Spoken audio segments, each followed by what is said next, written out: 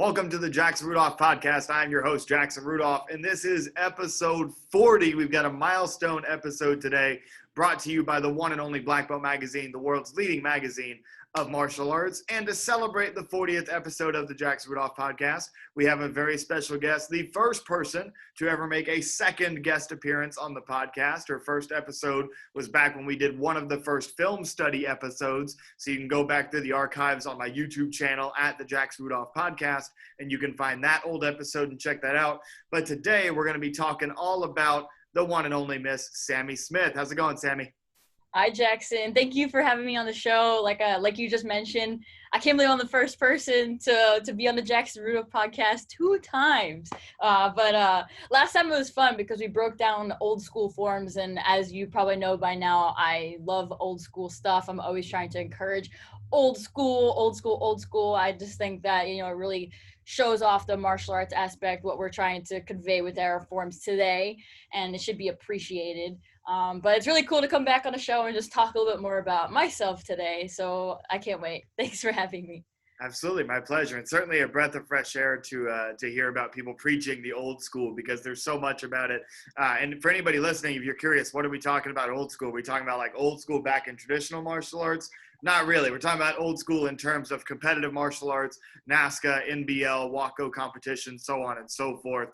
Really old school is considered back in the late 70s, early 80s is kind of when sport karate kind of became a thing for the first time. And then we kind of continue old school pretty much through the rest of the 20th century. And then new school is everything kind of post 2000. But as we continue to go through the decades, it seems like 2005, when about when we started competing, it's becoming more and more old school. So I guess we're old now. But anyway, speaking about us getting old, old relatively speaking, just tell us a little bit about your martial arts journey, not just competition, but how'd you get started in the first place? What brought you here? Right. So I was about 3 years old and I was just watching TV like a normal child. And supposedly, this is what my mom tells me because I don't really remember. That's how long ago this was.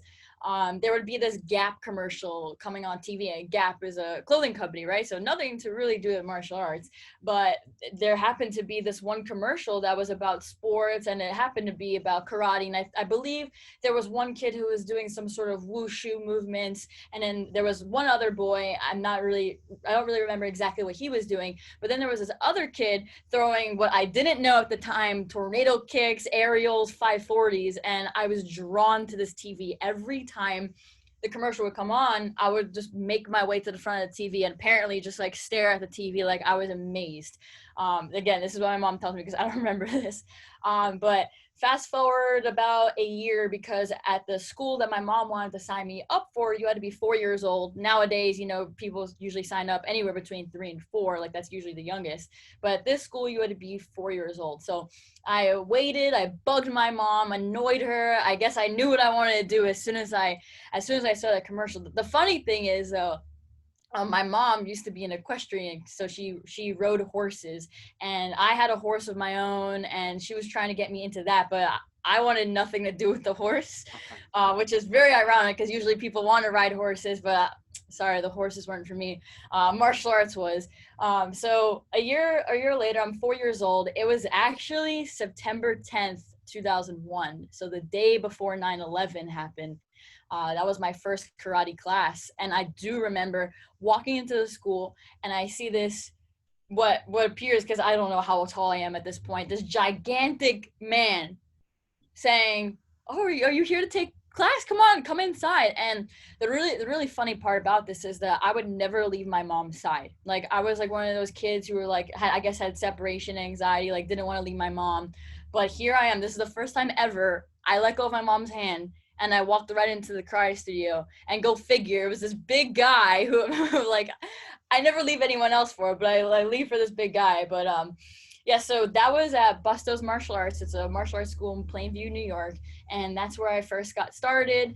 And ever since my first class, I was drawn to it. I couldn't leave. If I couldn't make a class, I would cry. Like I wanted to be there every day as much as I could. And going back to what got me started, it was that Gap commercial. And years later, probably about 8 or so years after I've already competed a couple of years on the NASCA circuit, competed as a black belt, I joined Team Pro Rank. which I'm sure we'll talk about later in this podcast.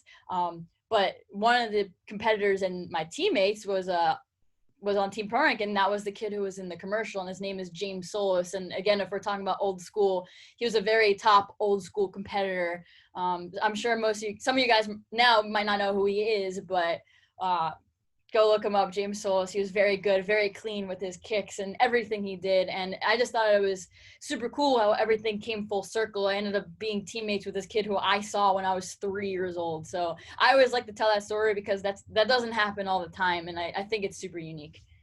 Absolutely, that's crazy unique. I never even knew that. It's funny because our timelines overlap in a lot of ways. Although you're a year or two older than me, but our careers kind of followed a similar trajectory. Other than the fact that you were considered very much a prodigy, right? You were successful from a very, very young age. From the time that you were an underbelt, even you were getting put on stage to do demonstrations. I was not that good when I was that age. It took me a few years to catch up and actually get good. But I never even heard that story. We've known each other forever, and I had no idea that it was James Solis in that commercial. Oh, really? Oh, yeah. Yeah. That's really cool. But anyway, so getting to how successful you were as a little kid. I mean, how much of that do you remember? Being an underbelt and getting put on NASCA stages and doing demonstrations. I mean, how much of that do you remember, and do you have like a cool moment from that period of your career that stands out to you? Yeah, wow. So I've been competing since 2004. So again, like as you mentioned, I feel very old right now. This U.S. Open would have been my 17th U.S. Open, I believe. I actually got started at the U.S. Open in 2004. I was handed a DVD by one of the girls at Bustos at the karate school because she had gone to the 2003 U.S. Open. And as soon as I start watching this DVD, I'm falling like in love with like what I'm seeing because I've never seen this caliber of extreme movements before. I got introduced just a little bit throughout like my coming up in belts. We would learn like a chicken kick, which is like a skip front kick in the Kempo style because my original black belt was in Kempo. And I would learn jump front kicks and spinning hook kicks and at most maybe a tornado kick, but nothing crazy, nothing too extreme. But I open up this DVD and I see Matt Emig, Daniel Sterling with their team sync form, which I could probably like do word for word what the commentators were saying. Like I studied this. I was in love with what I was seeing. Like I have no words with what I was seeing. I was just amazed and shocked. And then I see little blue-haired, shirtless Taylor Lautner. I'm like, where did this kid come from? Oh my God. And then all I remember is him doing like that cork to split. And then Mr. Mike Chat is like, oh, he's the first to do that in competition. And I'm like, oh my God, this is crazy. I don't know what to think. So again, I'm rewatching these videos between Matt, Daniel, and Taylor over and over and over and over again. I'm like, this is what I want to do. So there were a few instructors at the school that were kind of into tricking because again, this is when like tricking was not what it is today. Tricking was like, oh, you could gainer flash kick. Wow, you're like, that's super cool. That's amazing. Like even cork, like, oh my God, that's insane. So, and I think that's not, a lot of people don't realize that. Like now, little kids are doing double corks, double fulls in their form. And it just seems like, all right, everyone should be able to do that. But like, that was not happening when I was starting. So everything that I was seeing, I was just so amazed. And, the instructor would show me like a few moves, like maybe I would be working on a rise because at this point, not only am I like still training at Bustos, but I'm starting to work with Matt and Daniel, and I'll get to how I got started with them in a second. But I was just starting to learn some tricks, but it wasn't anything crazy. But I just know that as soon as I saw the 2003 U.S. Open DVD, like, all right, I'm going there next year. And when I went to the U.S. Open 2004, I just saw Matt and Dan. Like I should retrack a little bit. I'm getting ahead of myself. I'm so excited about all this. I met Matt and Daniel at the 2004 U.S. Open, which was my first NASCA tournament. They had just gotten done with Team Sync that are kind of like off to the side. And here I am in my little XMA uniform with my hair braided. I come up to them and I'm like, can you sign my DVD, please? And I hand them like the 2003 U.S. Open, which got me started. And Matt's like, yeah, sure. You know how Matt is. He's like, I got you. Right? And he just signed it. And I'm like, oh my God, thank you. Like, I'm so shy. But then I met them and that was that. And then I went to the 2004 Battle of Atlanta because I believe the Battle of Atlanta was after the U.S. Open. Now it's, before the U.S. Open, but at that point, I believe it was after. And I see Daniel, and I'm with my dad, and my dad comes up to Daniel, is like, hey, do you think that you could look at her form? Which, I mean, I don't really know where that came from. We weren't like in the competition arena. We were literally in a hotel lobby, but leave it to Daniel to be like, okay, sure. Let me see what you got, kid. Right. And I mean, I can't impersonate Daniel like I can impersonate Matt, but here I am doing my form in the lobby of a hotel for Daniel Sterling. And I'm like doing like, I guess a somewhat okay form, but it's nothing like what I'm doing now. It's like the very basic chop punch. It looks very choppy. Let's just say that. So then Daniel's like, okay, I got somebody for you. And he calls up Matt, and he's like, because Matt at this point lived on Long Island. Matt was born in Long Island, right? He lived in Long Island before he moved to California. And he hooked me up with Matt, and that's when we started training. But I still wanted to train with Daniel at the same time. And the really cool thing about being able to work with Matt and Daniel was, although they lived in different states, because Daniel was in Massachusetts, he still is, their styles meshed very well. And that's super important when you're picking your coaches. You want to make sure that their styles match, because if they don't match, that's just a recipe for disaster. But it was really cool because they were already doing sync, and they've known each other for a very long time. They were like brothers, so it worked out perfectly. I was able to train with both of them. And then, like I've mentioned, I started working on more tricks, and then I would bring it back to the karate school. I actually end up being the one teaching the other instructors and the other kids once I learned how to rise. And then once I was learning how to sideswipe, little 9-year-old Sammy is teaching the other people in the school. So that's kind of cool how like I guess I was just constantly leveling up, but it's a lot thanks to Matt and Daniel. And they really are what got me started into NASCA and like really excelling. And then if we're talking about something else along those lines about my career growing up as I go from underbelt into black belt, it was the 2005 Charlie Lee Nationals where I was actually doing a bow lesson with Jenny Espina. I had a traditional bow lesson because she used to teach me before Lauren Kearney taught me about the bow. I was just starting again. I'm just trying to, just work with people just to get my feet wet and everything and just feel everything out. And Charlie Lee, I guess he was watching my lesson with Jenny Espina and he was pretty interested. And then I asked him if I could run my extreme form on stage. I guess I was a little kid and like the stage was empty and I was like, here's my chance. I'm gonna do this. So he was like, okay. He plays the music for me, and it's Boomerang, be a boom boom. That song. That's just one of those old school songs.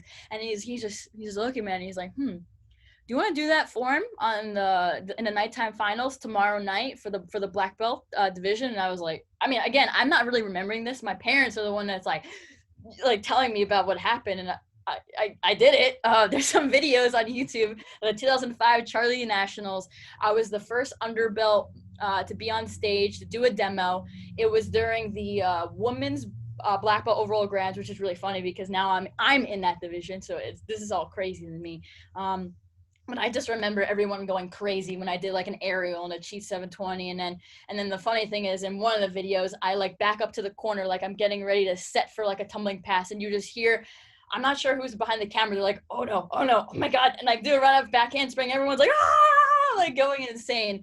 So that definitely was one of my most memorable underbelt experiences. And then of course I did another demo for Mr. Ken Eubanks, very, very nice guy. And very sad when he unfortunately passed away, and it was like a week right after that, a week or so, or maybe a month after that tournament. So I was very sad, but I got to perform on that stage as well, which is also on YouTube. So just between those two performances, I mean, I don't really like to brag about myself, but I would say that set the tone for underbelt night shows today because of what I did in the past. So again, I'm honored, and that was a very cool moment for me, and I'm glad I can have that impact in the sport today. I agree. I mean, that's obviously a super influential and impactful moment because I remember when I first started traveling consistently, which I went to like my first NASCA tournament in 2005. So like right after you did, but I remember 2006, 2007, we started to see a lot of night shows would have like a pre-show with a couple of the underbelt grands in it. And, to my knowledge, that was something that wasn't really happening before. So absolutely that had an impact. A lot to unpack there in what you were just saying. So I know. a little bit I want to rewind a little bit just for our audience that may not know. So Taylor Lautner, who played Jacob Black in Twilight, that's his most famous role. He's also been on Saturday Night Live, starred in another movie, which I forgive me, I forget what the title was. But Taylor Lautner, very successful actor, was one of the few martial artists to have gone to Hollywood and then made a career out of it after being a sport karate competitor. But he was, in fact, a sport karate competitor. Competed on stage at the U.S. Open, represented Team XMA Revolution under Mike Chat. So there's a little like side story about Taylor Lautner and kind of his role in sport karate history, and really one of the first to post the Mike Chat, John Valera, Carmichael Simon era. He was kind of one of the first post that era to actually break through and be successful in the movies and all that, because a lot of the people from the previous era got their start in Hollywood or got extra Hollywood experience from WMAC Masters, which so many sport karate legends was on. So I could talk for another hour about going into that. So we won't go into that today. But just to kind of give historical context there. Something else, speaking of historical context, do you still have the signed copy of that US Open DVD from Matt and Daniel? I'm sure I have. My dad liked to keep everything, every single routine I would do, he would film, and I have that in my basement. So I'm sure I definitely have that somewhere. Well, that deserves to be in a museum. If we ever do like a Black Belt Magazine Sport Karate Archives, that is at the front of the line to like get in there. Yeah. That's a really cool little piece of sport karate history there. And so now kind of talking about Matt and Daniel, you also mentioned that you trained with Jenny Espina, Lauren Carney. I know that you've also trained with Caitlin Deschelle in the past. And there's kind of two different philosophies when it comes to acquiring coaches for a professional sport karate career, right?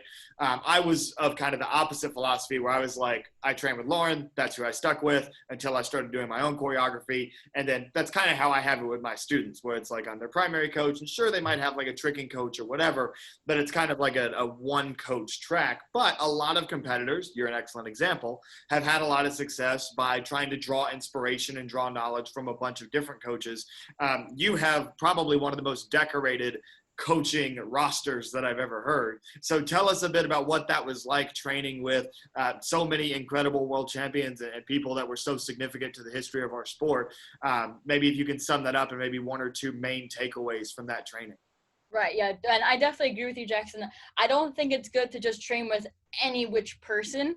I had like my open form and my nunchuck instructor. So like Matt would teach me chucks mostly, but he would also work on my open form. And then Daniel taught me open form. And like I mentioned earlier, they work well together. So they were kind of like a group. And then obviously Matt and Daniel are not teaching me traditional bow. And I was at the time doing traditional bow. So I needed to find somebody else. I couldn't ask Matt or Daniel to teach me traditional bow. I'm sure they could figure it out, but let's go to, somebody who specializes in it and competes in it. So that's when I found Jenny Espina. And actually at the time, I'm going to throw some names that probably not a lot of people know, but I think that's what makes this podcast so great. Let's go. Exactly. To educate people. I was coming up and I was competing with this kid named Mikey Espino, and they were training with Jenny Espina and all like that whole group. So we, went to Jenny, and I was watching Jenny when I was an underbelt too, and she was amazing with her bow, so why not? And everyone who I worked with, I'm super grateful. And yes, later on I ended up training with Lauren, and then I have trained with Kat for my extreme forms as well. Everyone's great in their own way. I'm just always looking to get myself better and what I can do to improve. And like everyone specializes in something that I think I could take away from. So like I've said before, it's not good to work with everybody that you can. Like make sure, you're not just, just be consistent with who you're training with, because it could mess you up in the long run. But like I said, everyone, pushed me, and I looked up to these guys since I've watched that DVD. Jenny was in that DVD as well. So I've seen everybody, and I just want to be the best. So that's why I was working with the best at the time. Absolutely. So the great takeaway there is be consistent with who you're training with. Don't mix it up all the time. And when you do mix it up and get some different instructors, be strategic about it. Make sure that you're filling knowledge gaps that you haven't previously filled. I love the fact that you name dropped Mikey Espino there. He was the real deal. I think that he probably just retired from competition when he was maybe 14 or 15. So a lot of people didn't get to know who he was because he dominated the juniors and never went up to the adult division for whatever reason. I'm sure he's doing something else, being successful now. I think he's a dancer now. Is he? Steve, Very cool. That's yeah, another common kind of career path for sport karate athletes. Steve yeah. Torada, obviously with Quest Crew. Rudy Raynon's gotten into dance with Quest Crew. Now he's doing more music stuff. But anyway, getting off on another tangent there. So we talk about these past champions, and this is like one of my favorite questions to ask, but it's because it's something that I think about personally all the time. And that is, you know, as you went up through the ranks, you saw a lot of great women's champions in that division throughout the years, whether it was Casey Marks early on or Lauren Carney, or later on it would be Caitlin Deschelle, Becca Ross, or there was also, you know, your Michaela Johnson and Audrey Donahue type era, kind of right as we were getting into that older junior category. So is there anybody in your career that you watched growing up that you really wanted the chance to compete against, but you just never had the opportunity to do it? If you could rewind time and compete in a division, who would you want the opportunity to compete against? Not just because you want to beat them, but just, you know, out of respect. Right. To be honest, probably not any girls. I would like to go again. I'm gonna drop a name, but we did talk about this person in our first podcast about the study films. I would really like to have competed against Dre Rice. Yeah, the funny thing of I guess it's more ironic than funny was that Dre was actually taught by Daniel as well, and we were taking lessons at the same time. I may have competed against him when I was an underbelt, but I don't really remember that. I would have liked to compete against Dre Rice when he was, you know, there was so much hype about him. He would like come out, just his style and the way he walked into the ring, what he did with his little spin with the commas and his knee slide. Like he was doing moves that you see now, but people weren't doing them back then. He was the innovator of a lot of those moves.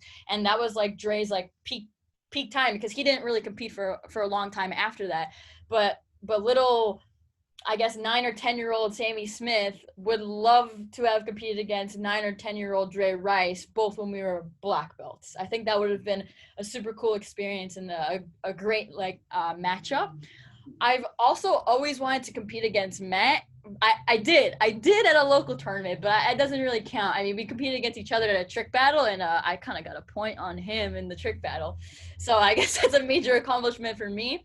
But like adult versus adult, I would love to compete against Matt. I think that would be I could retire once that happens, I guess. I would be happy. Yeah, that's really cool. It's funny because I actually competed against Dre, but it was like before I was good. So Dre always kicked my butt because Dre was the guy who was on top in that boys division when I was like first getting introduced to the circuit and everything. So he like mopped the floor with me multiple times. And then he went off and did other things. And then Matt's one of those that's on my list. I competed against him in sync back when my partner was Kyle Montagna, before Kyle retired, and then Jake was my partner. And we actually won that division. That was against Matt and Danny. But I mean, that was a stacked division. That was back when it was Matt and Danny doing sync chucks. Reed and Cole were doing their double bow thing. And then Kyle and I were able to get that win in the division at that US Open, which was cool. And then I also battled Matt in a weapons battle that I was able to win. But, you know, Matt had some drops, which, you know, is whatever. And it's not the same as getting to go head to head in a division. You know what I mean? And so that Matt's definitely on my list too, as somebody that I would love to just have the opportunity to compete in a division with. Really everybody in that men's weapons division before it became kind of the era that I'm considered a part of, back when it was Matt and Calman and Rudy and Mark Canonizato. I mean, that's a men's weapons division that I wanted to be in. And I also like the fact that you said, well, it wouldn't be a girl. I'd want to compete against these two dudes, right? Because you came up in an era in which the overall grand championships were always boys and girls mixed together. In fact, the majority of the time, from the time that we were probably 12 or 13 until we were like 16 or 17 and all got to be different ages and different divisions and whatnot, the overall grands oftentimes for weapons was myself, because I would typically win the traditional bow and the CMX bow for the boys. And then it would be you who won the CMX weapons with your chuck form, and Amanda Chin, who would win the traditional weapons with her bow form. And so we're going to get to talking about like Amanda Chin and like that little we train together often, which a lot of people don't realize, but we'll get into that later. For now, I just want to ask, because now on NASCA, obviously the grands are separated. Girls have their own grands for all age divisions, and then the guys have their own grands for all age divisions. And I feel like just watching the divisions and comparing the divisions now to what it looked like back when you and Mackenzie and others were in those divisions, it almost seems like the boys may have pushed you to a different level. Is that, do you feel like that? And how much do you think that it benefited your career to, as a junior, have been pushed competing against the guys in the overall grants? For sure. I 100% agree that I mean, it's great to be able to compete against girls, but I really think that I was really pushed by competing against the guys. Just a funny side note here. I once got told that I trick like a boy, and that was probably the best compliment that I could receive. Like, I didn't take that offensively at all. Like, that's good. That's what I'm aiming for. And going back to what we had just mentioned, I really do think competing against you, competing against Danny, and I even competed against Micah Carnes, because there was a point in time where they actually separated at 17 and under. They were trying different things out with their overall grands, and it was 17 under. So I was like 13 or 14 competing against Micah, and I was competing him quite often. And although I wasn't beating Micah, it was still pushing me in a way that I don't think a girl can do. No offense to like girls, I'm a girl, right? But like, there's only like, that can only go so far. You need somebody to be able to push you to trick better, to keep up with them, because unfortunately, it is easier for guys to trick than girls. It's just the way like that we're like the bodies, and it's just biology. It's easier for guys to trick. But because I was constantly up against all these guys, I was forcing myself to go to that open gym every single week and try to do those core works. And even if it was harder for me, I needed to be at that level. And that's the reason why today that I think that, Mackenzie's a great tricker. I'm a great tricker. There are some other great trickers like Noelle Jellison. And I just think like, although Noelle wasn't competing back then, Kenzie and I, Kenzie started competing in 2007. And so we kind of grew up in that sport competing against the boys. And I really think that has a big effect on why we can trick the way we do. And it's great to see, girl trickers now are progressing like Olivia Rando, she's a great tricker. Isabella Nicolai, great tricker. And it's awesome to see that.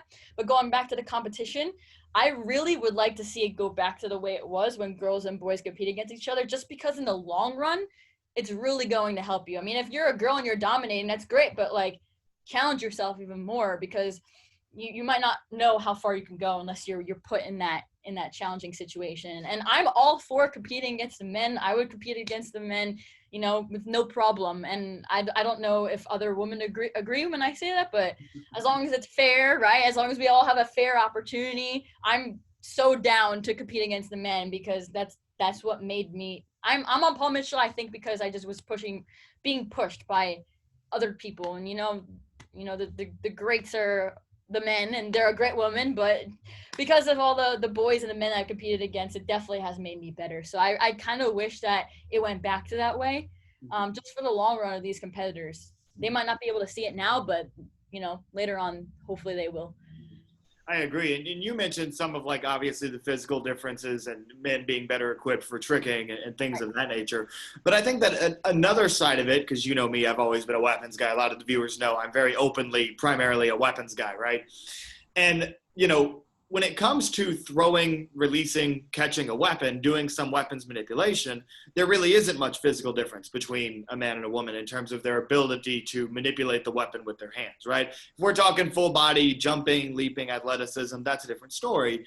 But I also think that part of it is that martial arts is a very male-dominated sport, a very male-dominated industry. And I'm just talking about numbers-wise. There's just significantly more men than there are women in the martial arts world. And so when you go to martial arts tournaments, there have been times where the men's division is more than double the size or triple the size of the women's division. And it's simply because there's more men that happen to do martial arts. And so there's going to be more men at tournaments. And then law of averages, your men's division is going to be deeper because there's simply more men there, which is going to then push those competitors to try harder techniques, to make up new moves, to do more releases in their routines.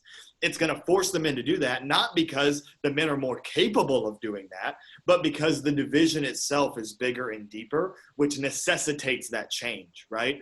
And so I agree with what you're saying of, if you put the girls in that situation and have them, even if it was just for like the overall grands, like the last level of competition, right?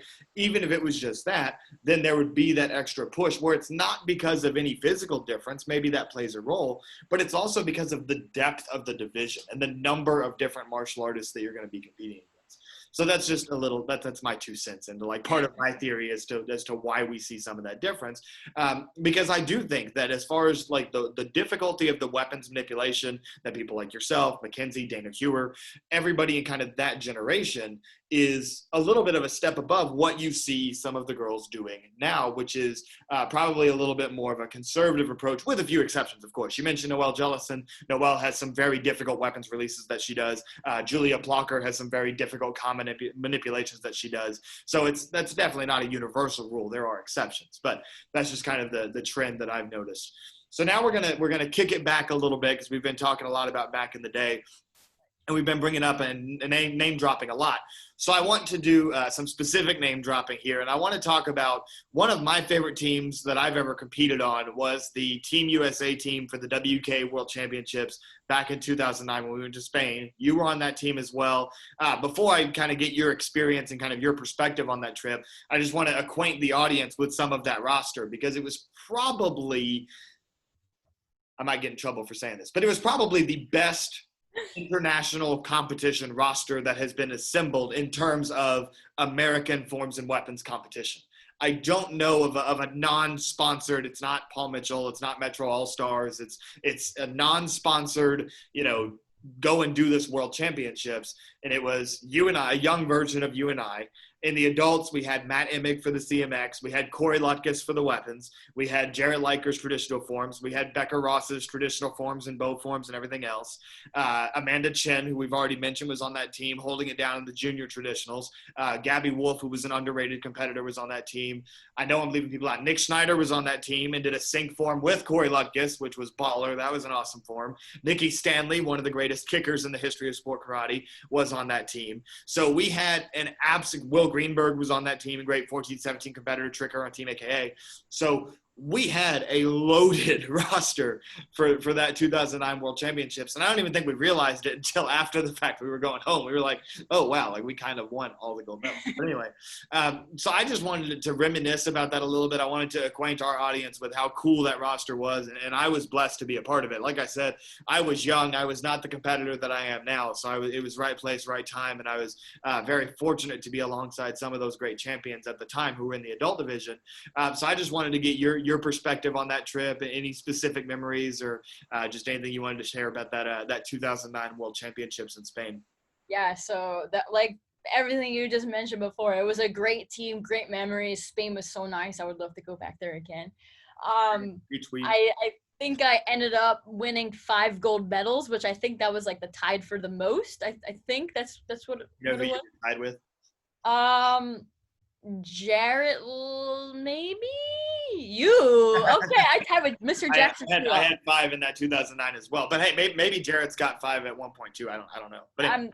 I'm not really sure. But I do remember how the rules were different. How like you couldn't use lyrics in your music, and then the creative forms had music to it. So like things that we're not used to in the NASCA competitions, but that's what made it so great, because it wasn't what we were used to. We were in a foreign country, that we couldn't use our cell phones. Like, I mean, not that cell phones were, we were like 12, so it didn't really matter. But like, back then like international cellular data plans and everything weren't as popular as they are now. So it was harder than it is now when you're traveling internationally. But anyway. Right. And I mean, that did play a big role. I mean, I just remember just having so much fun.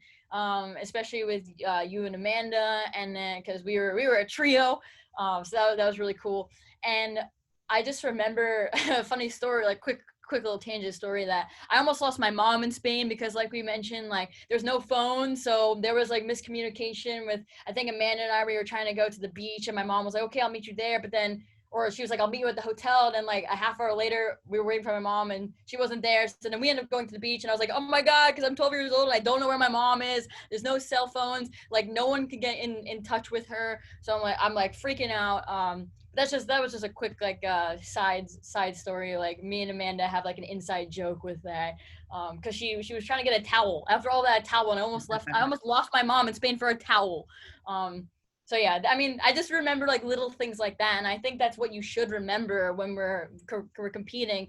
Like, yes, you're there at competition to do a job, do your work, but like if you're investing all your time in like martial art, like sometimes I feel like I have no life because martial arts was my life. I didn't go to parties. I didn't really hang out with my friends because I was so committed to competition. So those are the moments that when you're at your tournaments and you're, after you do your job and it's over, like make those memories because that's what you're going to remember later in life. And you're going to be super thankful for that. And I'm super thankful that we have a great relationship with each other, great friendship, and we're teammates now.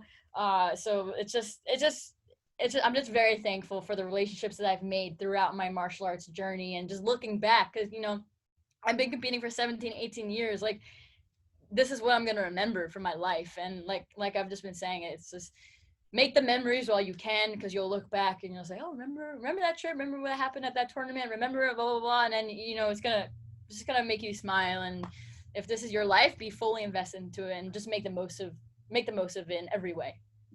That's a great message. And I think that that's a sentiment shared by so many professional sport karate athletes because, I think that when you're on the outside looking in, we don't do this for the money because there's not much of it. We don't do this for the fame. We're on TV one time per year. So I guess there's a little bit of fame, but like, it's not like being a professional athlete in any other sport. Right. And, we're doing this because we legitimately and genuinely enjoy what we do. We love being out there and performing. B, we love being able to inspire others through that and going on to teach seminars and things of that nature. I know that's a passion that virtually anybody that's at the top shares.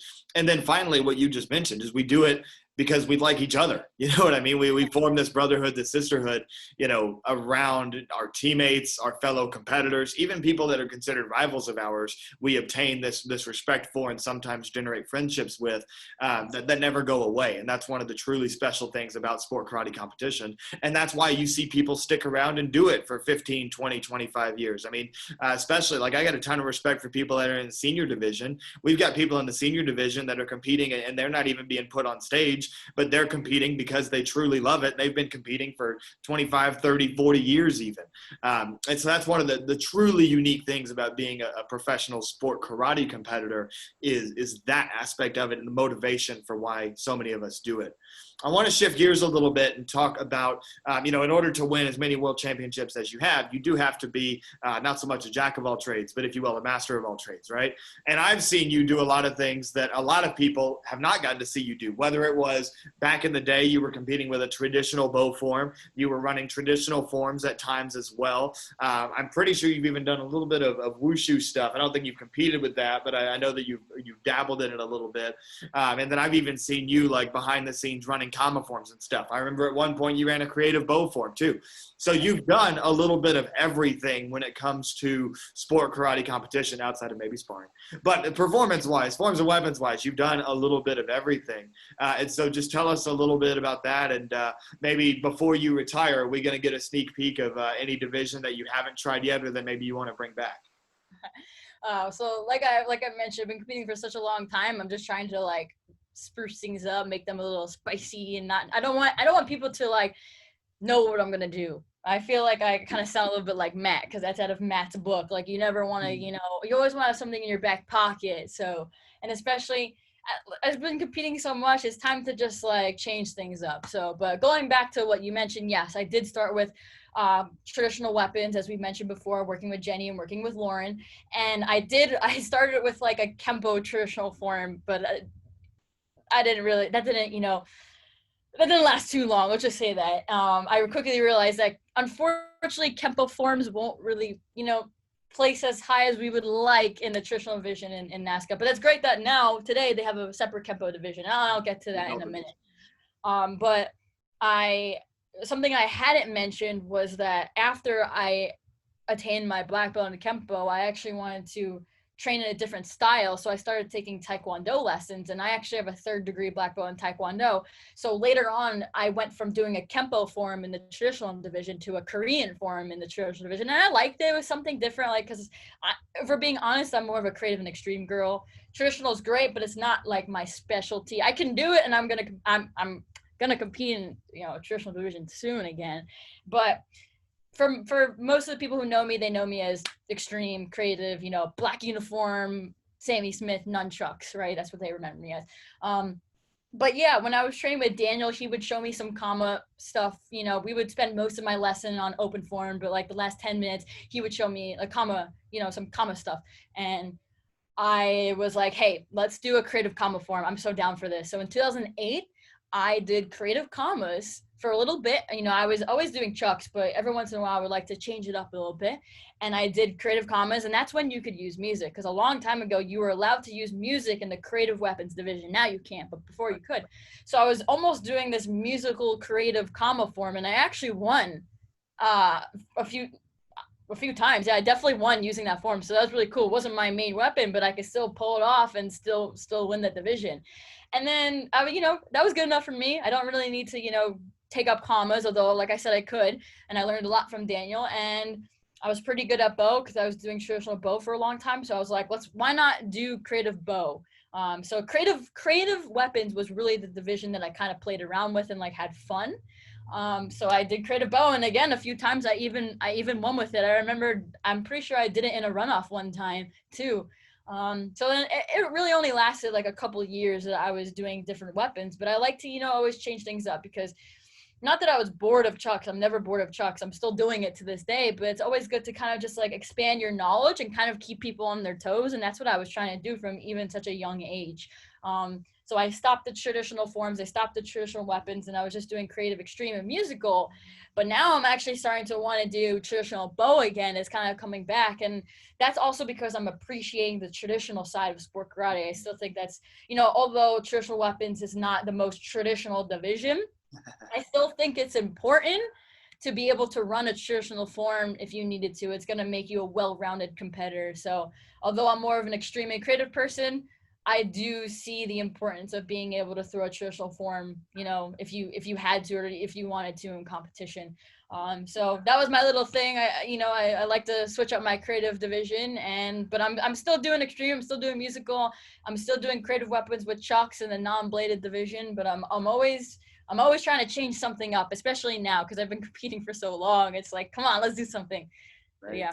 Yeah, that's awesome. I mean, it's important to make sure that you stay motivated, and sometimes switching it up a little bit is a great way to motivate yourself. One thing just for our viewers that Sammy's mentioning when she says that traditional weapons isn't the most traditional division, and that's because the way that the NASCAR rules are currently written, you can run any weapons form that you want to in the traditional weapons division as long as it contains only traditional movements, which the rules are the same in the traditional forms division, but the way that it's judged, the judging tends to favor the WKF style, more formatted Japanese forms, or, in the Korean forms division, obviously they favor Gaebex and Ujis and different, kind of staple performance forms like that. Whereas in traditional weapons, you can go out there and run a very fast-paced traditional bow staff form, but make that up of only traditional movements. So obviously no hand rolls, no neck rolls, no releases, nothing more than like a figure eight or maybe a spinning figure eight, a double-double.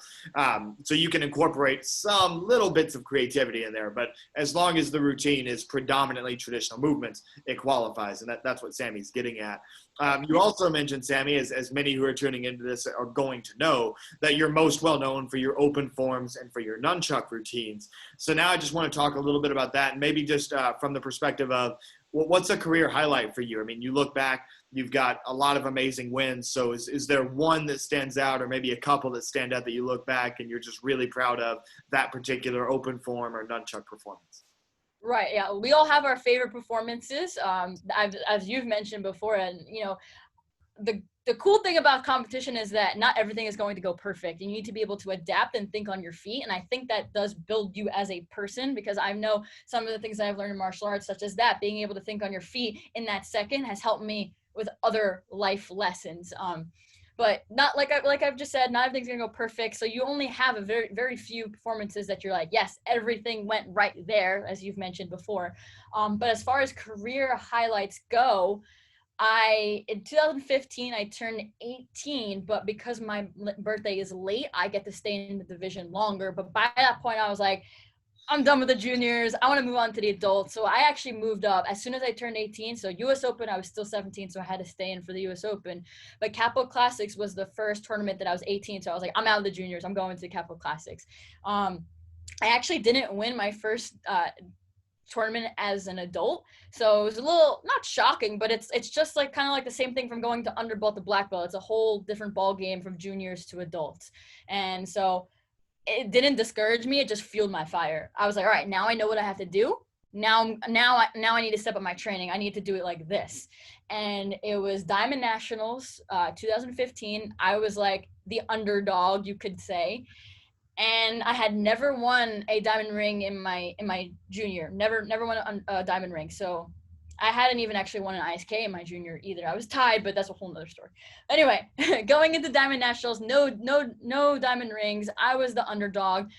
Just gonna do the best that I can, and that's all I can do, because at the end of the day, that is all you can do. Just run your best form, have a good performance, and then you just leave it up to the judges. So I did that, and I won my first diamond ring as an adult, being the underdog. And I was like, wow. I even started like crying. Like that's how like happy I was. Like they were happy tears, and I was like on this like, oh my god, this is crazy. Like I'm the new person in this division. Boom, and I just won my first ever diamond ring. Fast couple hours later, I think I ran a open form in the women's overall forms, and I won that too. So not only did I win one diamond ring in one night, I won 2 diamond rings, and I had never won a diamond ring before, and I'm in the adult division for the first time. So everything's just so crazy for me. So I was like, wow, this is like one of the best competitions that I've had. Like I was just so happy. I no other words to describe, but just really happy. So then there forward, I was like, all right, well, now I kind of set the tone. I set the bar. So now every diamond after this, I have to win double. And I believe, no, it's like I put a lot of pressure on myself, with overalls. But I was like, I believe I did win 2 in 2016. I won 1 in 2017.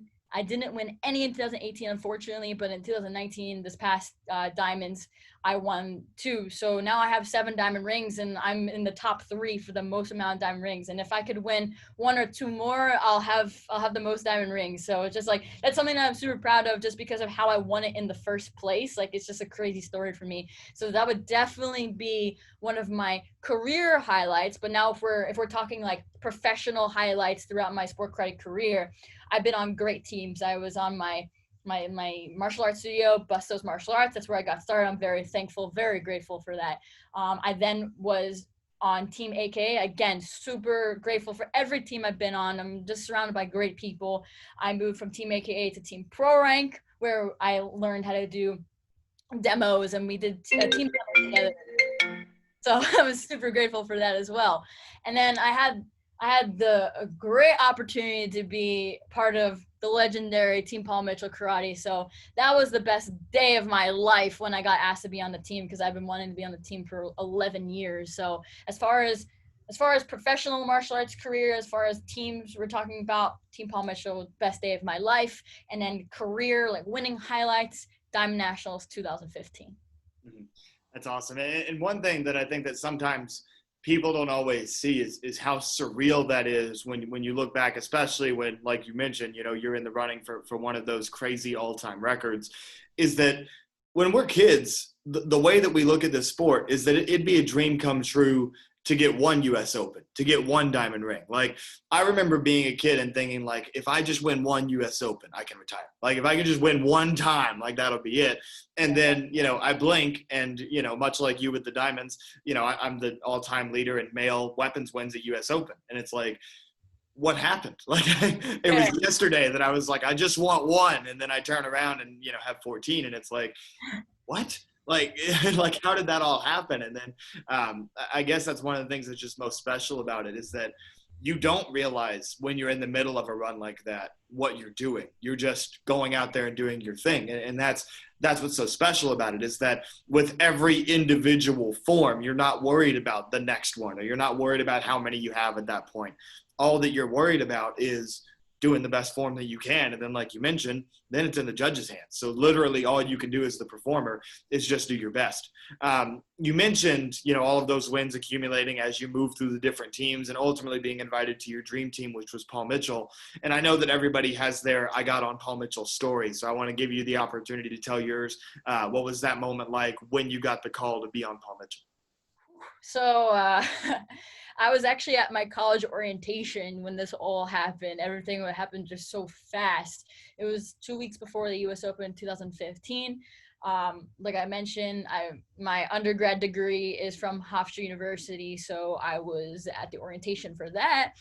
And it was like something I really funny with this is that everyone at the orientation at some point was like meeting new people, going and eating. But because this was like literally 2 weeks before the US Open, I was in the room because we had like a suite, and it was like dorm, common room, bathroom. So in the common room, I was literally running chop punch drills and my sections.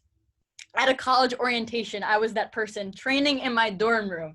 So I mean, that just goes to show you, if you're super serious about something, like we're all serious about the US Open, as competitors, you got to do what you got to do. But I mean, that, I guess that was just showing how hard I was working, how much I wanted it. And I had the option to stay 1 or 2 nights. So after the first night, I was like, no, I'm going home, because I had a training room in my house, and I was just on this US Open, US Open, US Open. This is mine, mine, mine. I just want to train as much as possible. Everything else I can do later. And I don't want to confuse people. School is the most important thing, right? You want to make sure that, education is top priority. But this was just an orientation. There was no classes going on. This was just meeting new people. But I just wanted to be in my room training, because it wasn't anything that I had to do. This is what I thought I had to do. So after the first night, I left. And then later, like when my mom picked me up, I just remember my mom saying, yeah, Lauren wants to talk to you. Lauren Kearney, okay? If you guys are unfamiliar, she's the forms coach of Team Paul Mitchell. She's one who makes the calls, inviting to the team. So I was like, all right, okay. All right, I don't know what's going to go on, because, Lauren and I, we have a great relationship. Before I was even on the team, we would talk to each other. She was my coach.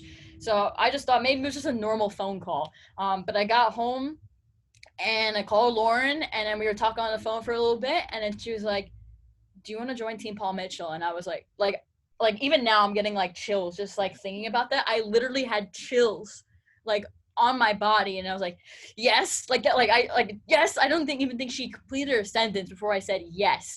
And just a little background. Ever since I started working with Matt in 2004, when I was 7 years old, he used to make me do a goal sheet, and number one was always Team Paul Mitchell, Team Paul Mitchell, Team Paul Mitchell, Team Paul Mitchell. And I'm super grateful that Matt said this to me, because again, this is one of the things that always stuck in the back of my mind.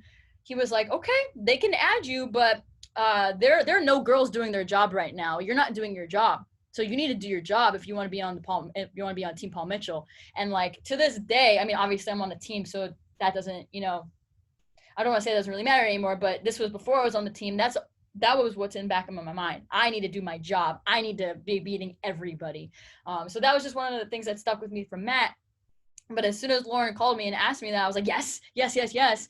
Because I've been waiting 11 years. 11 years, it was number one. And now at that point, I could finally like cross that out, and I could make something else number one. But it was surreal. It was a dream come true. And like since then, like all I wear is like Team Paul Mitchell clothes. Either it's black or white in my clothing, my attire. But just like I'm so proud to represent this team. Like I can't even express how proud I am. I'm just so grateful. There's legends on this team, and to think that I'm among them, that's just, I don't even know what to say.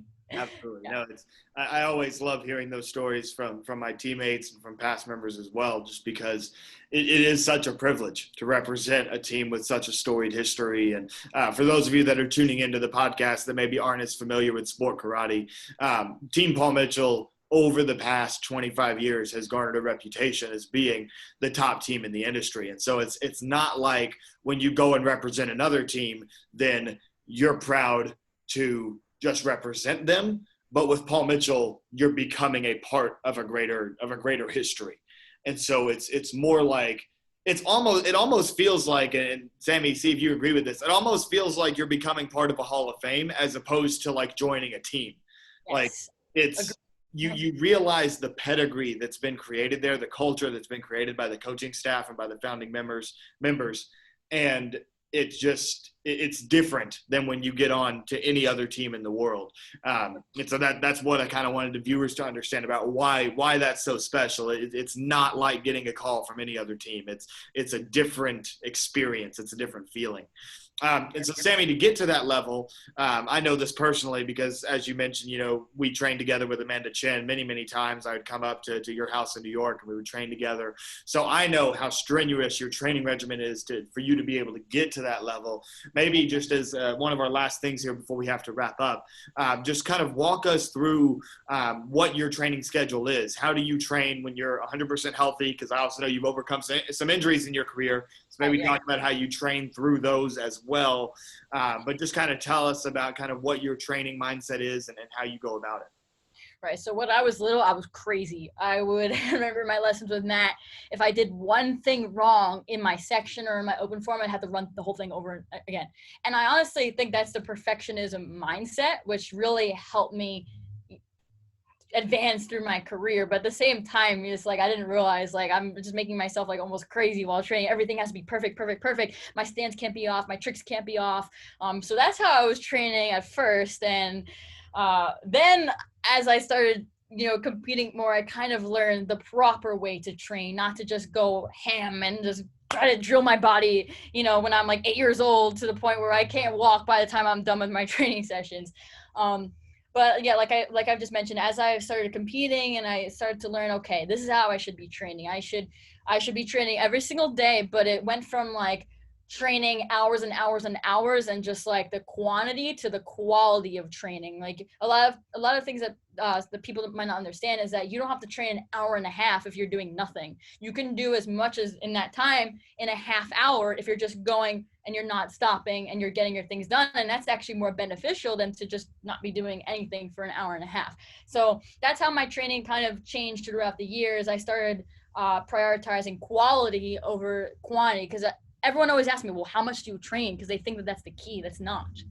It's the quality, as I mentioned. And then, like you said, I did have my fair share of injuries. My latest, I've had 3 partial tears in my ankle, re-hurted, had another partial tear, herniated disc, missing cartilage from underneath my knee. I could go on for hours about my injuries. Again, that just comes with the territory. I mean, that's going to happen. But you need to learn how to train smarter. And I've been fortunate, as I mentioned, I went to college and my degree was in exercise science. And a lot of that is how the body functions and the science behind it and what you should be doing to train and get stronger and better and just overall how to have like an optimal performance. And I really use that to my advantage. And I started applying that into my training, as well as I was a PT aide. I worked at a physical therapy office. So I know all the strengthening exercises for different body parts. And I just add that into my whole repertoire of what I'm going to be using when I'm working on when I'm training. I know I'm smarter with my body. I know how my body feels and what I need to be doing that day. I know not every day is going to be the same. Some days I might just have to stretch and call it a day. Some days I can run my full forms and my body feels great. As you get older and as you just compete more and more, you start to learn how to listen to your body more and train smarter, not necessarily just like as much as you can fit in the time. And I think that's really important, especially for young competitors today. They might not realize that, but your body is going to get older. And this is a very tough sport on our bodies. Like it really takes like a stressful toll. So you need to be able to take care of it now so that it lasts you, for years, like myself, like 17 years later. So just train smarter, not necessarily as long as you can go. I guess that's the big takeaway for me in my training and how it's kind of changed throughout being a little kid, just doing anything, to now 23 years old. And I know I need to take care of my body differently. For sure. No, that's some excellent wisdom. You've given some great insights, both just now with your training, and then we've taken a great trip down memory lane with some of the memories from earlier in your career, some of your biggest wins, some of the adversity you've overcome, training with some incredible coaches, and then also name dropping some really awesome athletes that I strongly encourage anybody tuning in. Go ahead, go on YouTube, check those guys out that we're mentioning, those guys and girls that is. And then, of course, also with the film study episodes of this podcast, feel free, once again, go to the Jack's Rudolph podcast on YouTube. You can catch, I believe there's been 4 film study episodes so far, with more coming up soon. Little sneak peek, I'd like to get a film study episode in, maybe with a fighter, and go over some old school fights. So if you guys have anybody that you would love to hear break down some fight film, go ahead, drop that in the comments down below. That's what I'm kind of brainstorming right now. And then coming up here in a couple of months, we're going to have our 1-year anniversary of the podcast, which is pretty cool. And I've got some really exciting stuff planned for that too. So Sammy, once again, thank you so much for your time. Really appreciate it. Any closing thoughts or comments? I pretty much just spewed out my whole life to you guys. I hope that, you guys took something away from this podcast. I'm sure you guys did. Thank you so much, Jackson, for having me. You can see the passion in my eyes. I love to talk about this. I could go on for days. You would have to shut me up to stop talking about this. So just thank you for letting me, put my insight and just my life story on the Black Belt Mag. So I'm super thankful, super grateful to be on your show. Absolutely. My pleasure, and the pleasure of Black Belt Magazine. You just thank them, and we thank everybody that's tuning in to the Black Belt Magazine Facebook page right now. We really appreciate your support. We're going to be live on the Black Belt Magazine page just like we are right now every Wednesday at 2 Eastern time. So make sure you keep on coming back. This has been episode 40 of the Jack's Rudolph podcast, and I'll see you next time.